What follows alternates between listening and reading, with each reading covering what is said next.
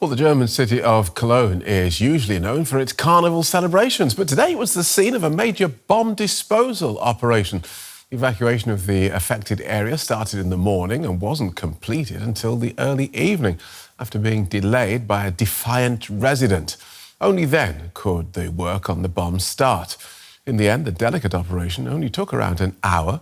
The 3 American bombs are defused successfully. Finding old unexploded ordnance is a frequent occurrence here in Germany, but this discovery was much bigger in scale than usual.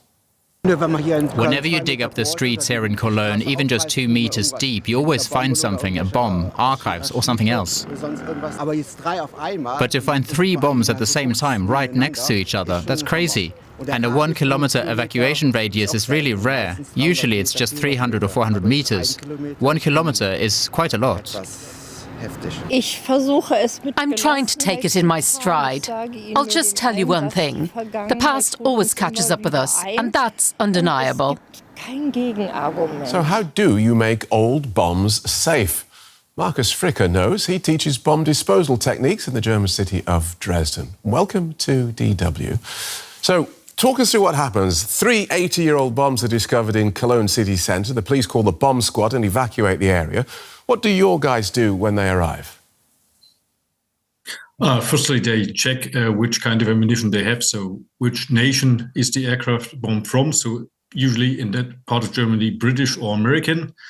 Then they check for the fuse system, and then they decide what to do. So first they make a check and then they decide. Right.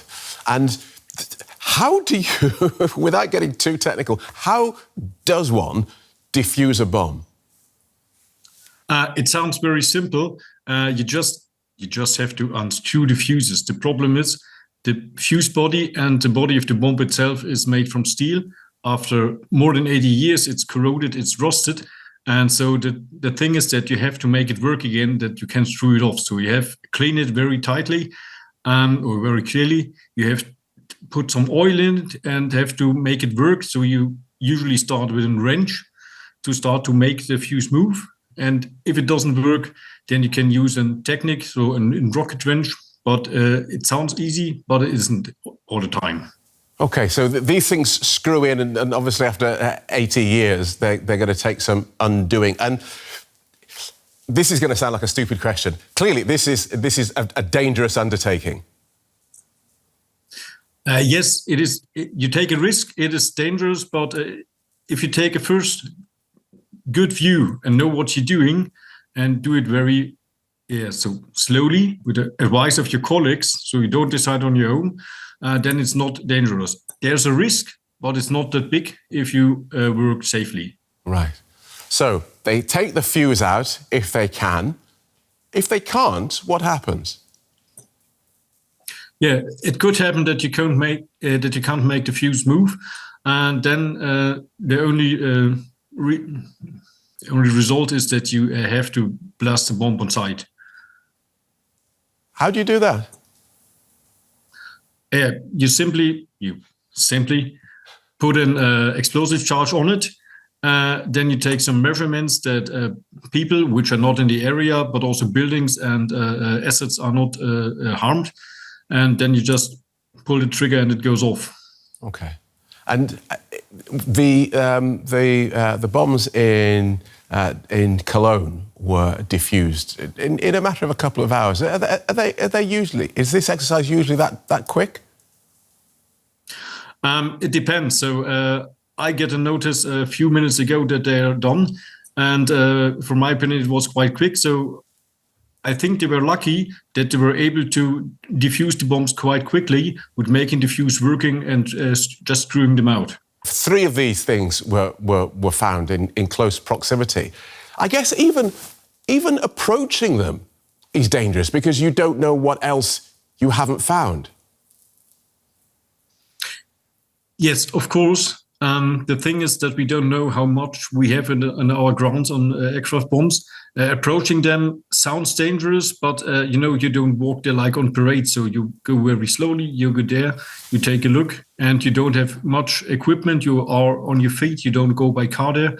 And so it sounds dangerous, but in reality, it isn't if you do everything right. So What sort of person makes a good bomb disposal expert? Being self-confident, but not that much. So not overestimate yourself. Being a thinker, sometimes an overthinker. So everything you have to think of twice, and be always by yourself and think and talk to other people. So interact.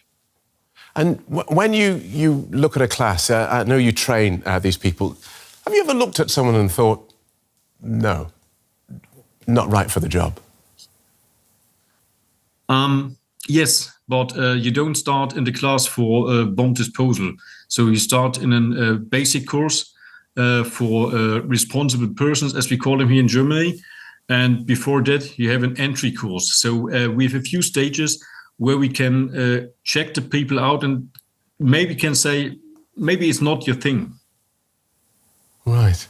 And of course, we don't know how many unexploded bombs there are still, but this seems to be quite a frequent occurrence in Cologne. Why is that?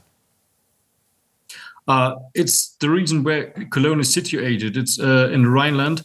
It was a very crucial part of Germany for transportation, for military, for production of things, and so also very populated. So the Allied in the end of the war didn't just bomb strategically, so it was at moral bombing. So they thought in that time, the more people you kill, the earlier Germany will give up. How are unexploded bombs usually detected? How do we discover them generally? Usually, we take at first aerial views from the Allied taken during bombing, before bombing and after bombing. And you can see small dots or small dots on the photograph, which gives you then the hint that there might be an unexploded bomb hitting the ground and penetrating and laying somewhere there. So after that, you localize the position into day maps, and then you go there with a probe and detect if there is something with a significant signature. Right. So the search for them continues, does it?